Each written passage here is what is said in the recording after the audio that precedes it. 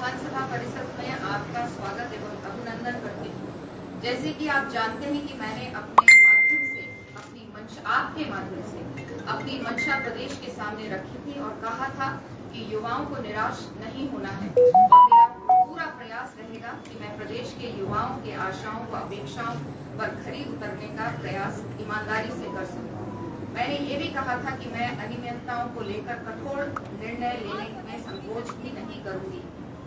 आज 23 सितंबर है और ठीक 30 दिन पहले 3 सितंबर को यहीं पर आपने बातचीत की थी। तब मैंने ये वादा भी किया था कि जल्द ही मैं आपसे दोबारा मुलाकात करूंगी।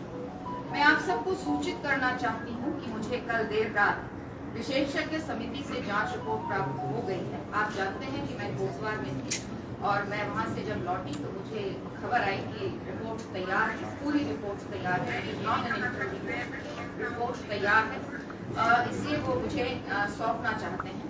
समिति ने यह सराहनीय कार्य किया है, मैं अप्रिशिएट करूंगी हमारी समिति को। तीनों ने लगातार 20 दिन तक दिन रात मेहनत की है। शनिवार रविवार की भी उन्होंने परवाह नहीं की है और साथ ही साथ अपने विधानसभा सचिवालय के जो मेरे अफसरान हैं उन्होंने उस समिति के साथ पूरी तरह से उनको कोऑपरेट किया है, उनके साथ रहे हैं और जब भी कुछ भी कागजात उन्होंने मांगे हैं वो उन्होंने उन तक पहुँचाए हैं। समिति ने सराहनीय कार्य किया है और निर्धारित अवधि के पूर्व ही रिपोर्ट सौंप दी है। पूरी रिपोर्ट 2014 पेज की है, लेकिन इसमें संलग्न भी शामिल हैं, जबकि केवल रिपोर्ट की अंश जो है वो 29 पेज के हैं। समिति ने विधानसभा सचिवालय के रिकॉर्ड का परीक्षण करने पर यह पाया कि वर्ष 2016 तक, वर्ष 2020 तथा वर्ष 2021 में जो तदर्थ नियुक्तियां की गईं, उनमें अनियमितताएं थीं तथा इन भर्तियों में विभिन्न पदों के लिए निर्धारित नियमों का पालन नहीं हुआ है। समिति ने विभिन्न न्यायालयों में द्वारा नियम विरुद्ध भर्तियों के संबंध में समय समय पर दिए गए आदेशों का हवाला देते हुए अपनी रिपोर्ट में यह सिफारिश की है कि निम्नलिखित कारणों से नियमों के विरुद्ध की गई इन तदर्थ नियुक्तियों को तत्काल प्रभाव से निरस्त कर दिया जाए। समिति ने वर्ष 2016 तक 150 तदर्थ नियुक्तियों, वर्ष 2020 में 6 तदर्थ नियुक्तियों तथा वर्ष 2021 में 72 तदर्थ नियुक्तियों की पहचान कर उन्हें निरस्त करने की सिफारिश की है। समिति ने इस संबंध में जो कारण बताए हैं वह इस प्रकार हैं। सेवा के विभिन्न पदों पर सीधी भर्ती के लिए निर्धारित चयन समिति का गठन नहीं किया गया। इस प्रकार यह तदर्थ नियुक्तियां चयन समिति के माध्यम से नहीं की गई हैं। तदर्थ नियुक्ति के जाने हेतु कोई विज्ञापन नहीं दिया गया और न ही कोई सार्वजनिक सूचना दी गई और न ही रोजगार कार्यालय से नाम मंगाए गए। तदर्थ नियुक्ति किए जाने हेतु इच्छुक अभ्यर्थियों से आवेदन पत्र नहीं मांगे गए, केवल व्यक्तिगत आवेदन पत्रों पर नियुक्ति प्रदान कर दी गई। तदर्थ नियुक्ति किए गए जाने हेतु कोई प्रतियोगिता एग्जाम परीक्षा आयोजित नहीं किए गए। इन तदर्थ भर्तियों के लिए सभी पात्र एवं इच्छुक अभ्यर्थियों को समानता का अवसर प्रदान नहीं करके भारत के संविधान के अनुच्छेद 14 एवं अनुच्छेद 16 का उल्लंघन हुआ है। जांच समिति ने अपने रिपोर्ट में इस बात का भी उल्लेख किया है कि कार्मिक विभाग के 6 फरवरी 2003 के शासनादेश द्वारा विभिन्न विभागों के अंतर्गत तदर्थ, संविदा, नियत वेतन, दैनिक वेतन पर की जाने वाली नियुक्तियों पर रोक लगाई गई है। उक्त 6 फरवरी 2003 के शासनादेश में व्यवस्था उपबंधित है कि श्रेणी ग तथा ख के किसी भी पद पर दैनिक वेतन, तदर्थ, संविदा, नियत वेतन पर नियुक्ति नहीं की जाएगी। इस प्रकार की नियुक्तियों पर पूर्ण रूप से प्रतिबंध रहेगा। पत्रकार बंधुओं, इतनी विस्तृत जानकारी आपके साथ शेयर करने से ये लाभ होगा कि जांच समिति की सिफारिशों के अनुरूप विधानसभा अध्यक्ष के रूप में मैंने जो निर्णय लिए हैं उनको समझने में आपको आसानी होगी। विधानसभा अध्यक्ष के रूप में जांच समिति की अनुशंसा को स्वीकार करते हुए वर्ष 2016 तक की 150 तदर्थ नियुक्तियों को, वर्ष 2020 की 6 तदर्थ नियुक्तियों को तथा वर्ष 2021 की 72 तदर्थ नियुक्तियों को निरस्त करने का निर्णय लिया गया है। चूंकि इन तदर्थ नियुक्तियों को शासन का अनुमोदन प्राप्त है, अतः नियमानुसार इन तदर्थ नियुक्तियों का निरस्त करने के लिए शासन को अनुमोदन लेना आवश्यक होगा। इन नियम विरुद्ध तदर्थ नियुक्तियों को निरस्त करने के लिए अनुमोदन हेतु मैं शासन को तत्काल प्रस्ताव भेज रही हूँ। अनुमोदन प्राप्त होते ही नियम विरुद्ध तदर्थ नियुक्तियां तत्काल समाप्त कर दी जाएंगी। इसी प्रकार उपनल द्वारा की गई 22 नियुक्तियों को भी तत्काल प्रभाव से निरस्त कर रही हूँ। मैं आपको जानकारी देना चाहती हूँ, वैसे जो ये आगे का मैं पढ़ने जा रही हूँ, ये 32 हम लोगों ने 32 पदों के लिए जो एग्जाम लिए थे उसके साथ उसकी बात है। भले ही ये हमारी समिति के मैंडेट में नहीं था, लेकिन क्योंकि जब वो कागजात खंगाल रहे थे तो उन्हें इसकी भी जानकारी मिली, तो इसकी भी जानकारी मैं आपको दे रही हूँ। मैं आपको ये जानकारी भी देना चाहती हूँ कि विधानसभा सचिवालय द्वारा 2021 में 32 विभिन्न पदों पर सीधी भर्ती के लिए आवेदन पत्र मांगे गए थे, जिसके लिए इस वर्ष 20 मार्च को लिखित परीक्षा भी आयोजित की गई थी, जिसका परिणाम अभी तक घोषित नहीं हुआ है। इस परीक्षा के लिए लखनऊ की एक private agency messrs RMS techno solutions private limited को चयन किया गया था। इस एजेंसी के कार्यकलाप विवादों में रहे हैं और इस पर पेपर लीक के गंभीर आरोप भी लगे हैं, जिसके चलते कम से कम 5 प्रतियोगिता परीक्षा शासन को रद्द करनी पड़ी है और उनकी गिरफ्तारियां भी हुई हैं। विधानसभा सचिवालय में नियमों प्रावधानों का उल्लंघन करते हुए इस एजेंसी का चयन किया गया है। इसमें अनेक वित्तीय अनियमितताएं भी पाई गई हैं। उपलब्ध जानकारी के अनुसार इस एजेंसी को बिल प्राप्त होने के 2 दिन के अंदर बैंक से 59 लाख रुपए का भुगतान भी जारी कर दिया गया था, जिसमें विधानसभा सचिव की भूमिका भी संदेहास्पद पाई गई है। इस परिप्रेक्ष्य में विधानसभा अध्यक्ष के रूप में मैंने ये निर्णय लिया है कि इन 32 पदों पर हुई परीक्षाओं को निरस्त किया जाएगा तथा एजेंसी की भूमिका की जांच की जाएगी तथा नियमानुसार कार्रवाई की जाएगी। विधानसभा अध्यक्ष के रूप में मैंने ये भी निर्णय लिया है कि इस पूरे प्रकरण में विधानसभा सचिव की संदिग्ध भूमिका की जांच की जाएगी। जांच पूरे होने तक श्री मुकेश सिंघल को तत्काल प्रभाव से निलंबित किया जाता है। तत्संबंधी आदेश जारी किए जाएंगे। जांच समिति में दी गई विभिन्न सिफारिशों एवं सुझावों पर कार्रवाई जारी रहेगी। इसमें विधानसभा सचिवालय में कर्मचारी अधिकारियों की राइट साइजिंग, ई-ऑफिस, ई-विधान, पदोन्नति तथा सेवा नियमों में सुधार शामिल रहेगा। अतः मैं पुनः अवगत कराना चाहती हूँ कि वर्ष 2016 तक की 150 तदर्थ नियुक्तियां, वर्ष 2020 की 6 तदर्थ नियुक्तियां को तथा वर्ष 2021 की 72 तदर्थ नियुक्तियों को निरस्त करने के मेरे निर्णय के अनुमोदन के लिए प्रस्ताव शासन को तत्काल भेज रही हूँ। आपको तथा धन्यवाद। आपको और आपके पूरे परिवार को नवरात्रों की भी ढेर सारी शुभकामनाएं। धन्यवाद। मैडम एक सवाल ये था कि 2021 की जो 72 भर्तियां थी, इसको शासन से अनुमति कैसे मिली कि पदों की स्वीकृति किसने दी थी मैडम? ये देखिए, मैं आपको जो मैंने मेरी समिति का जो मैंडेट था और आज तक का जो मेरा मैंडेट था वो मैंने आपको पूरा बता दिया है। मेरा नियमों को जांच करने का मैंडेट था। नियम के तहत 150, 6 और 72 लगे हैं कि नहीं लगे हैं, ये हमने इस पे निर्णय लिया है। और हाँ, ये भी बताना चाहूंगी 2011 से जो पहले की नियुक्तियां हैं वो सब रेगुलर है, विनियमितीकरण शायद कहते हैं, रेगुलर है और इसलिए उस पर हम लीगल ओपिनियन लेंगे और वहां पर भी देखेंगे कि वो किस तरह से लगाए गए और उनके प्रमोशंस में किस तरह से प्रमोशंस किए गए, लेकिन उसमें मुझे लीगल ओपिनियन लेना होगा क्योंकि वो लोग रेगुलर हो चुके हैं।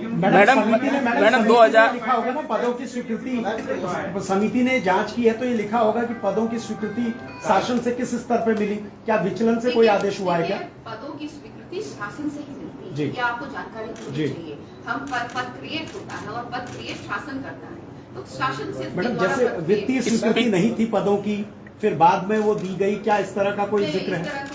आपको मैंने जैसे कहा, आपसे पहले भी मेरी मुलाकात हुई और अब मैं दोबारा से इसको अंडरलाइन कर रही हूँ। मेरी समिति का जो मैंडेट था वो केवल ये था कि नियमों के तहत ये भर्तियां हुई हैं कि नहीं। जांच पर पाया गया है कि नियमों के तहत ये भर्तियां नहीं हुई हैं, इसलिए विधानसभा अध्यक्ष होने पर मैं इन जो हमारी भर्तियां हैं इन्हें मैं इसी इसी वक्त तुरंत की इन्हें खत्म करती हूँ। स्पीकर का विशेषाधिकार की बात हुई है, 1 मिनट। और जो लोग इसमें इन्वॉल्व हैं उनको लेकर के विधानसभा, देखिए मेरी जांच का मैंडेट नहीं, आप सवाल मुझसे मेरे जांच की मैंडेट का पूछे ना आप मुझे। मैडम स्पीकर का मैडम विशेषाधिकार बताया ना मैंने आपको, सचिव को अवकाश में भेजा में आपको बताया वो regular, I have to take a legal opinion, they are regular. हाँ हमारे रेगुलर हो चुके हैं, तो मुझे उसमें लीगल ओपिनियन लेना। मैडम इसमें स्पीकर के विशेषाधिकार पे कोई टिप्पणी की है? 1 मिनट। स्पीकर प्रमोशन दिए जाने का भी मामला है, वो अभी उस पे भी जांच हो रही है। स्पीकर हमने केवल ये जो भर्तियां हुई हैं उस पर बात स्पीकर प्रमोशन पर नहीं, हम लोग उस पर मैडम आप भविष्य के लिए कोई मैकेनिज्म बनाएंगे, क्योंकि आपसे आपको उम्मीद मैंने बताया, हाँ। अभी मैंने आपको बताया ई ऑफिस होगा, डिजिटाइजेशन होगा, राइट साइजिंग का मतलब Exactly, yeah. इस विधानसभा को गैरिसन और देहरादून की विधानसभा को कितने लोगों की जरूरत है। मैडम ये जानना चाहेंगे विशेषाधिकार- क्या आप ऐसा कोई प्रोविजन करने भी जा रही हैं, क्योंकि इसमें बहुत बड़ी, जब ये नियुक्तियां आपने 3 बार की निरस्त कर दी हैं, तो क्या विधानसभा अध्यक्ष के जो इस तरह के जो राइट हैं, विशेषाधिकार हम राइट साइज करने जा रहे हैं? यार विशेषाधिकार पे कोई टिप्पणी करिए रिपोर्ट में। रिपोर्ट में मैंने आपको जो कहा उनका जो मैंडेट था उन्होंने वो किया है, हमने उनको और कोई मैंडेट नहीं दिया था एक्सेप्ट कि नियमों पे वो जांच करें। अब ये चीजें आगे देखेंगे क्या क्या चीजें आती हैं, उसको फिर आगे देखा जाएगा। आगे मैडम इस पे ये पूछना चाह रहे थे, जो बरतवाल जी भी पूछ रहे थे, एक चीज ये क्लियर कर दीजिए कि क्या किसी विधानसभा अध्यक्ष को ऐसा कोई राइट होता है कि जब चाहे जितनी भर्ती कमेटी ने कुछ इस पे कमेंट किया है या पद का दुरुपयोग किया कमेटी ने ऐसा कहा है? देश में किसी को कोई ऐसा, we are within the constitution, there is a framework, उस फ्रेमवर्क के तहत आप लोग काम करते हैं और हम भी काम करते हैं, तो ये इससे ज्यादा और मैं क्या विशेषाधिकार नहीं कोई नहीं है, कह दिया उन्होंने। निरस्त हो गया, वो भी कोविड के समय आपने हजार रुपए उनसे लिए, तो क्या आपको मैं आपके माध्यम से बोलना चाहूंगी कि हम उसको देखेंगे और मैं बिल्कुल बच्चों को और सबको आश्वस्त करना चाहती हूँ कि जो फीस ली गई है या तो वो वापस होगी और नहीं तो नहीं, ये मामला कोर्ट में भी तो है। कोर्ट में किसी और कारण से, मैम, इस कारण से नहीं, मनीष ने भी एग्जाम दिया, कारण नहीं है, वो किसी और कारण से। बोल दो मैडम उसने एग्जाम दिया था। अभी मैं एक और बहुत इम्पोर्टेंट केस अंकिता भंडारी का आप लोगों ने सुना होगा। It is a very sad situation, क्योंकि वो डोम की है, भौड़ी की है, मेरा मायका है, तो वहाँ से मुझे खबर आई और उस दिन मैं, क्योंकि डीएम और एसपी साहब बॉडी के साथ में बैठी हुई थी, तो तुरंत हमने पटवारी से केस को शिफ्ट करवाया था थाने में। और कल जो पता चला, सुबह भी मेरी एसडीएम साहब से बात हुई है कि पकड़ हुई है, कुछ लोग पकड़े गए हैं और पूरी कार्रवाई हो रही है, लेकिन अभी अनफॉर्चुनेटली अंकिता नहीं मिल पाई है। लेकिन मुझे पूरा विश्वास है कि बहुत बढ़िया तरीके से कार्य हो रहा है और अभी डीजीपी साहब से भी मेरी इस बारे में, उनको मैंने बुलाया है और उनसे भी मैं इस पर बात करूंगी और कड़ाई से इस पर जांच होनी चाहिए और बच्ची को ढूंढ के निकालना चाहिए। मैडम इसमें कोई सैलरी रिकवरी भी होगी? मैडम कोई रिकवरी ऐसा भी है, क्योंकि उसके पिता पूर्व दर्जा राज्य मंत्री रहे हैं, सरकार संरक्षण दे रही थी उसके पिता को इसके रसूख की वजह से। हर चीज को हम कुछ अपनी निजी स्वार्थ तक ना लेकर आए, कुछ कारण होते हैं, कुछ चीजें होती हैं और आज के समय में कुछ ऐसा नहीं होता है कि आप दर्जाधारी थे तो ये था, होता। अगर कोई गलत है तो वो किसी का भी बच्चा हो, किसी का भी बेटा बेटी हो, वो गलत है, इसमें दो राय होनी ही नहीं चाहिए और ना होती है। मैम जो लोगों को जो बाहर निकाला गया है, जिनको बाहर का रास्ता दिखाया गया, क्या इनसे जो सैलरी इनके पास नहीं है उसकी रिकवरी होगी? अभी ये सब देखिए जांच का विषय है। मैं केवल जो मेरी समिति ने कहा था और आप लोग मेरे पास आ रहे थे बार-बार, मैडम ये कल रात को बहुत देर रात मुझे मिली है और बैठ के मैंने रिपोर्ट को मिलेगी हमको madam report, can we see the report? असली बनाई के पात्र पे बैठे हुए हमारे। We are trying to make it as transparent as possible. This is the report, but to hand it over to you, I will have to give me some more time. थोड़ा सा ये कांग्रेस सवाल उठा रही है समिति के ऊपर कि इस तरह विधानसभा अध्यक्ष की जांच नहीं कर सकती, ये इस पर क्या? देखिए वो उनकी सोच हो सकती है।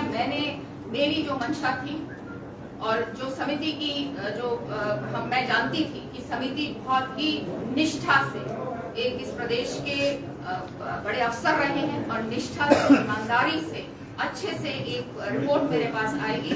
वो हमारी भी मंशा थी और सभी की वो मंशा थी और वो रिपोर्ट आई है। इसलिए मुझे इस बारे में कुछ भी नहीं कहना है। टिप्पणियां होती है, किसी को पसंद आ सकती है, किसी को नहीं आ सकती हैं, लेकिन मेरी मंशा मैंने आपके सामने रखी है और मेरी समिति ने, मैं धन्यवाद करना चाहती हूँ समिति को कि इतनी तेजी से काम करके शायद